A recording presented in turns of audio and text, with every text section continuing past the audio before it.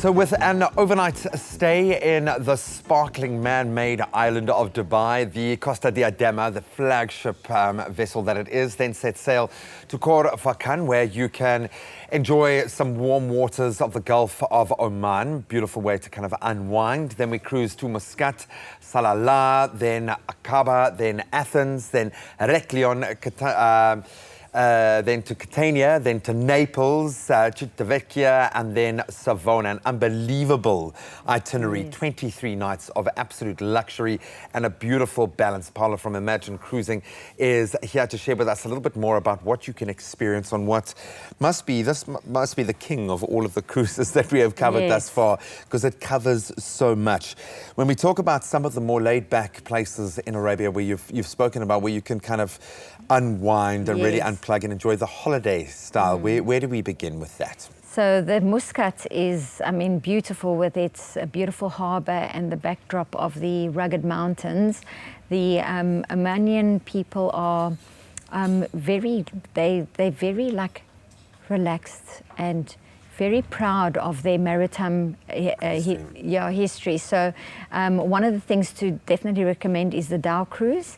So it's one of those traditional boats that they've used in the Gulf region for centuries.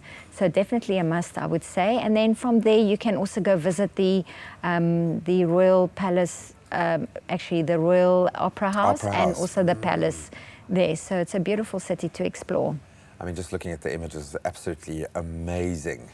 That marble is awe-inspiring. Then Salalah, and I don't know if I'm pronouncing it right, but a very different prospect. Yes, very different. People will be surprised to see this because there's a certain time of the year that is so lush and green, and it's unusual to see. You know, they've got the monsoon season, you know, and that's a cooler region of the Gulf, and there you'll probably see the coconuts and bananas being grown here, so it's very interesting. It's got a very tropical and it's beautiful as well. Yeah, unbelievable balance. Then I think for me what excites me the most when you see images of Petra, the ancient antiquity come to life. The fact that you can see a time capsule like this, that this is still there for you to appreciate, is amazing to me. Yes, so the port of Aqaba in Jordan, you go to see Petra. And what's amazing about this is the way they've carved the city into the rocks, you know, and they did it so many years ago with no modern, you know, equipment. So it's really astonishing. It's just one of those unique it's a once things in a lifetime to see, you know, and a lot of movies come to this locations, you know, like Indiana Jones. I was going to say, this looks so familiar. And The Mummy Returns and Sinbad. So, you know, and there's also another place where you can go and visit while you're there. There's a Wadi Rum, which is quite close to the port. And there they've got a gigantic valley that's actually cut into the granite rock. And that is got the red sand, which actually looks like the surface of I was going to say Mars. It looks like another planet.